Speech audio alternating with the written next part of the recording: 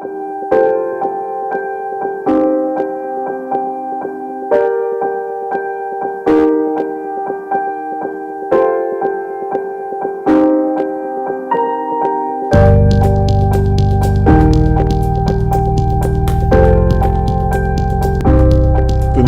8 años cuando todo comenzó. Él era mucho mayor, tenía 60 o 70. Recuerdo mucho que sonaba el timbre y todas corrían al bar. Yo no, yo iba corriendo al baño y ahí estaba él con 25 centavos en la mano.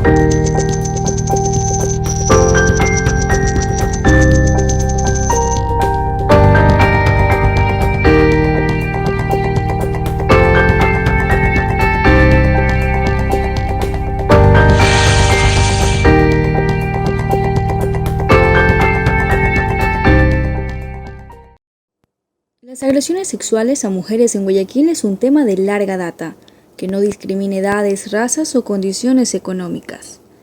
En ocasiones el suceso queda en secreto, y aunque las razones sean diversas, muchas se apegan a la distorsión de los conceptos, vinculando los términos violación o abuso como sinónimos. Esto genera que la persona violentada se cuestione si el hecho de ser penetrado o no determinaría su papel de víctima.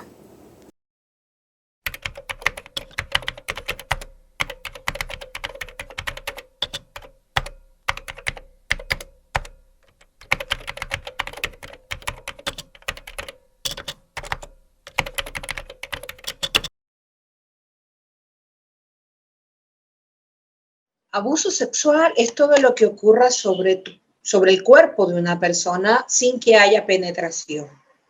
¿Cuáles son las prácticas más frecuentes? Es el roce, es el invadir el espacio íntimo. Por dentro de los 50 centímetros que rodean a la persona se considera el espacio íntimo.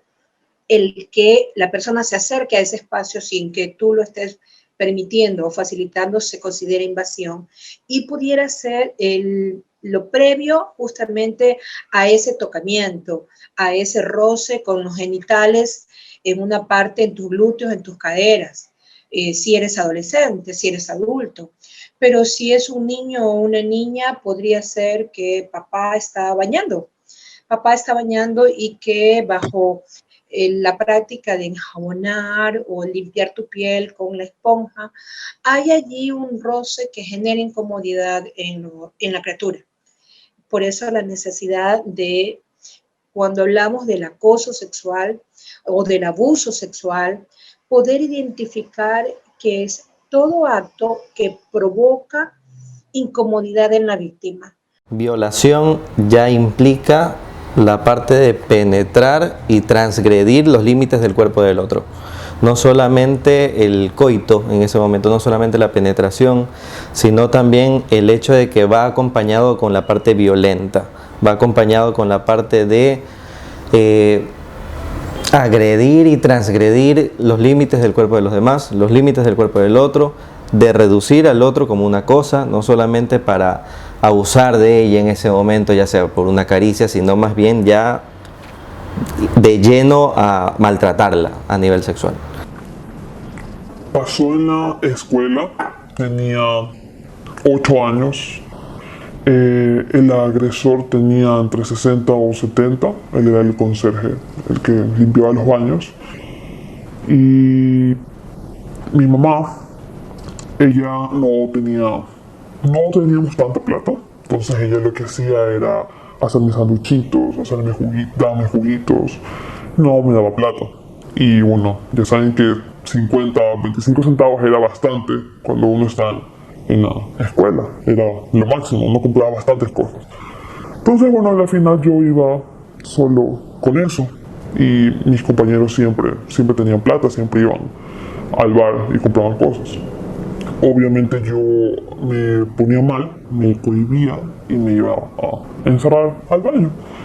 Entonces ahí fue cuando yo me topaba con este señor, con el conserje, y pasó alrededor de unas 3 veces tal vez. La primera vez que sucedió, él me llamaba, hacía como que ven, yo puedo darte 25 centavos. Yo no sabía, yo era muy chiquita. Al final lo que hizo la primera vez fue tocarme los senos, tocarme la vagina en un cubículo. Yo no sabía, obviamente yo no sabía. La segunda vez fue un poco, como que fue aumentando el nivel, ¿no? La segunda vez recuerdo muy bien que fueron esos días en los que te daban pastas y cepillos y todos corríamos al baño para cepillarnos con nuestra nueva pasta. Y fui, cuando menos me di cuenta, fui la última que se quedó ahí. Para mi desgracia estaba el señor y volvió a pasar. Volvió a hacer el mismo procedimiento y a darme al final 25 centavos. Siempre era al final 25 centavos. La última vez fue como que la gota que derramó el vaso. Ese día mi hermano no fue a verme, así que fui la última que se quedó en el colegio. Él estaba ahí.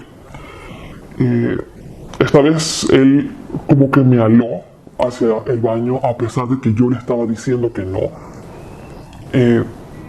Esta vez fue un poco más brusco, se sacó el miembro e hizo que hiciera sexo oral. Luego me sentó en sus piernas y empezó a tocarme. Siempre fue como de manera externa, pero yo decía que no, ya sentí que eso fue lo último, ya el tope. De ahí nunca más quise volver, siempre trataba de ir, estar con más personas, no entrar al baño, ya no me quedaba hasta tarde, yo me iba nomás caminando hasta la casa. Le dije a mi mamá que no quería volver y ella obviamente no sabía el por qué, nunca le di una razón, entonces obviamente me mandaba a la escuela al día siguiente. Siempre fue así, a pesar de que yo decía que no. El entorno en donde ocurre la violación o en donde ocurre el abuso como tal afecta a la víctima, pero el entorno no es determinante de cómo la víctima pueda tomar ese suceso. ¿Sí?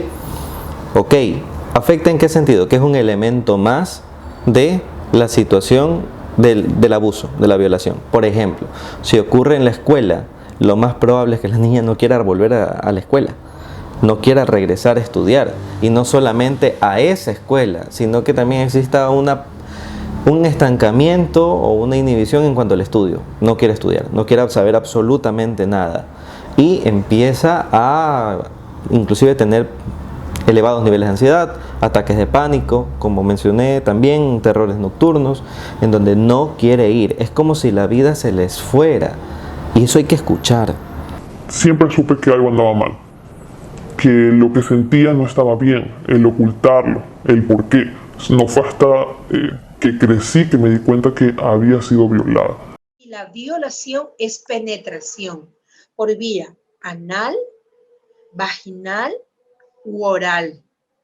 Penetración que puede ser con el miembro viril o con cualquier objeto contundente, que puede ser, además del miembro viril, una botella, puede ser una pluma, puede ser la cacha del cepillo del cabello, es decir, cualquier cosa que permita hacer esto, introducir. Eso es violación, y la violación no solamente puede ser vaginal, sino, como les repito, anal u oral, porque son las cavidades que permiten justamente la penetración de un elemento contundente. Y todo lo que eso significó cuando crecí. Hay ciertas cosas que yo no soporto. El juego previo y que me toquen, eso no puedo hacer porque inmediatamente recuerdo lo que pasó esa vez. Inmediatamente, y se siente tan vívido.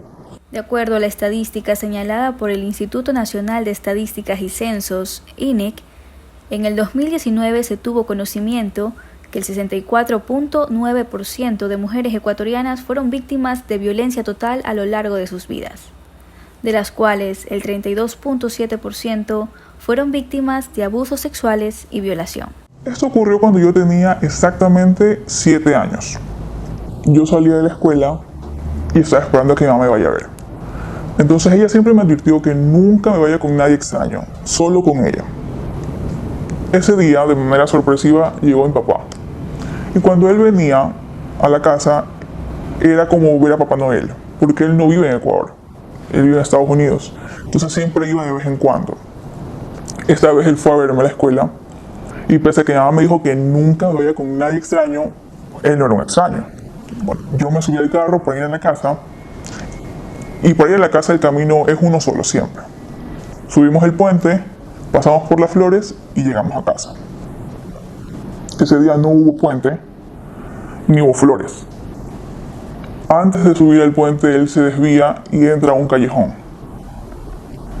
Y se parquea. Y empieza a preguntarme por mí. Que cómo estaba, que se había recibido los juguetes, qué tal mi hermano. Preguntas vagas. Y conversando, él se voltea y empieza a subir mi falda. Soba mis piernas mientras me hace las preguntas. Me acuerdo que su mirada estaba cambiada, que tenía los ojos rojitos. Y hoy sé que él tenía adicciones con las drogas. Pero una niña de 7 años no puede diferenciarlo, ¿no? Subía por mi falda hasta que entró a mi ropa interior y empezó a tocarme. Mientras me miraba. Toca y toca y toca. Y yo no dije nada, nunca puse resistencia, nunca le pregunté nada.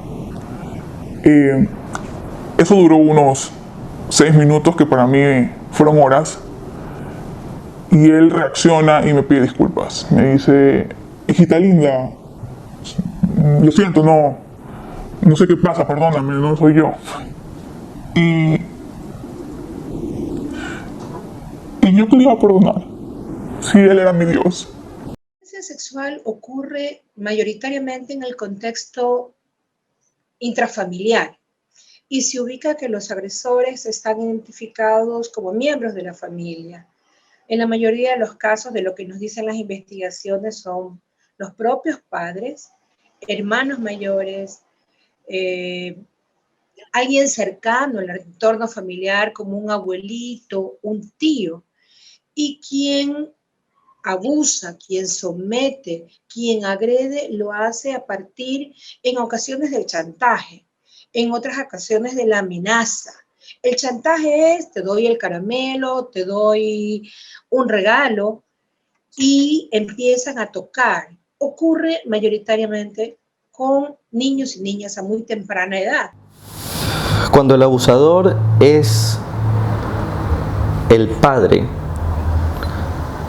la huella en la persona violada, en la persona agredida, abusada, que por lo general ocurre cuando son niñas, es mucho más dura, mucho más grande, mucho más cruda, mucho más lesiva.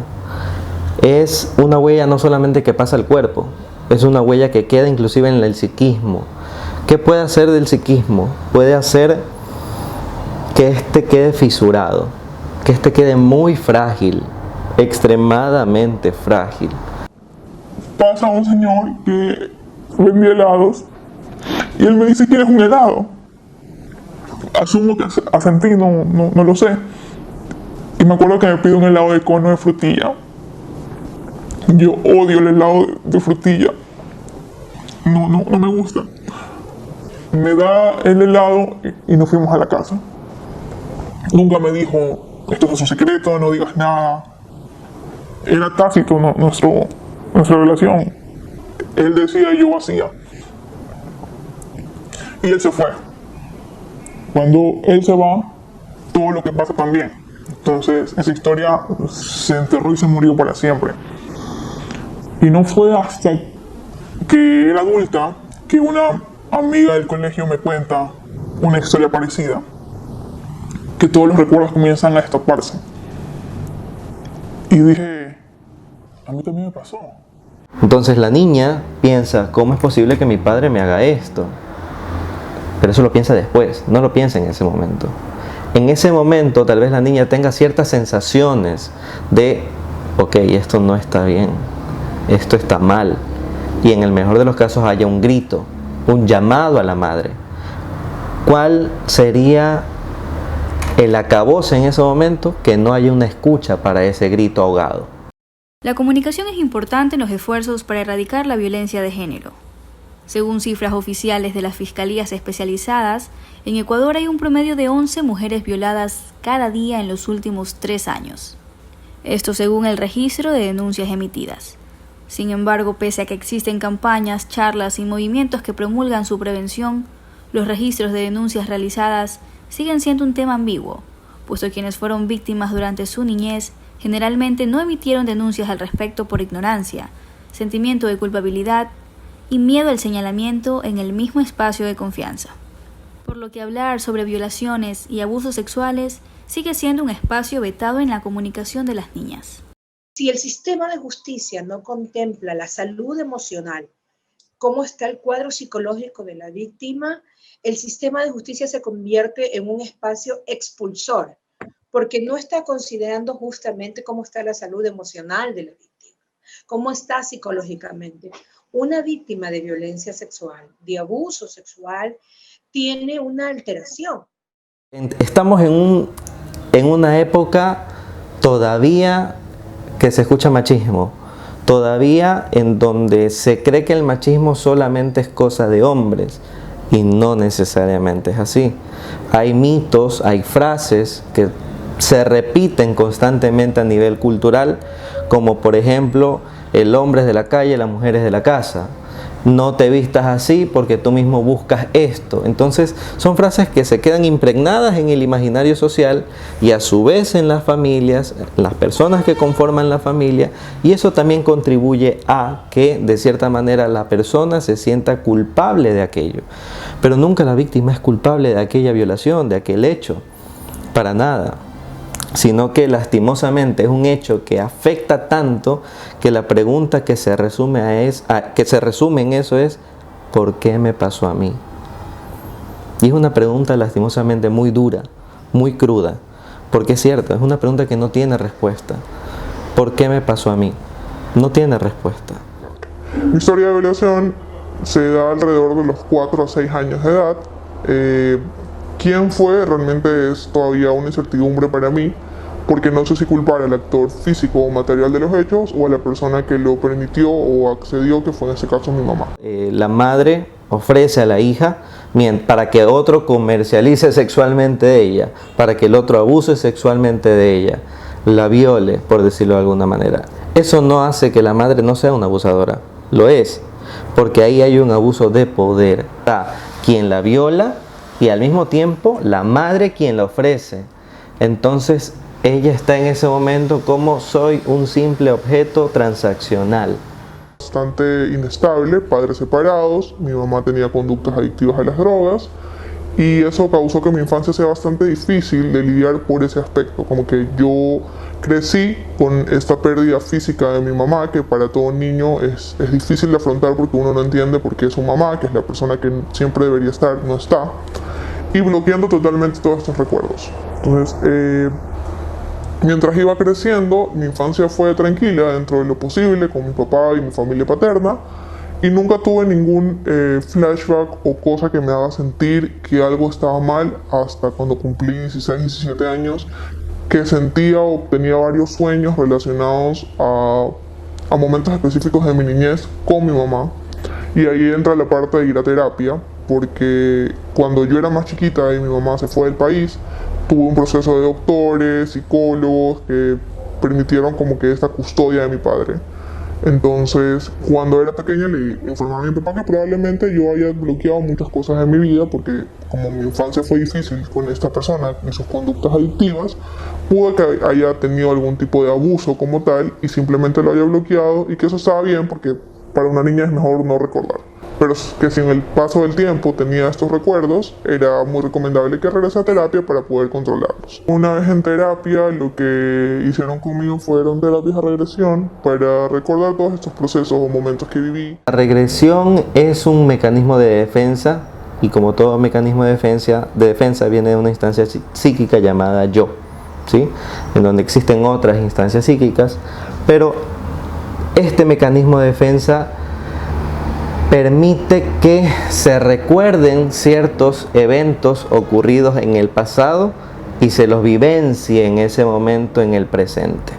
y efectivamente está muy latente el recuerdo, más que nada, de mi mamá intercambiándome por drogas. O sea, literalmente yo era su forma de pagar su adicción, y esto conllevaba que las personas que le daban la droga abusaran o me violaran de forma física. O sea, me introducían los dedos, y yo en ese momento, cuando me hicieron todos los chequeos médicos, había como que parte de que había pasado algo, pero nunca se pudieron hacer los respectivos análisis o tal, porque pasó mucho tiempo. Entonces, a esa edad había como un rastro, pero nunca hubo algo para comprobarlo. Creo que lidiar con todos esos recuerdos en la edad que tenía, en la adolescencia, fue mucho más difícil que haberlos podido tratar desde la niñez. Realmente no lo voy a saber nunca porque pues no pasó, pero sí siento que fue un golpe muy duro, una realidad que cayó de golpe, que nunca la vi venir, porque de nuevo, como que todo este tiempo en mi niñez fue bastante tranquila, nunca tuve miedo, nunca tuve ese recelo hacia alguien, como que literalmente bloqueé todo. Entonces, afrontar este tipo de cosas a mis 17, 18 años fue difícil por el admitirte ser una persona violentada, por el vivir con el hecho de que tu madre lo permitió.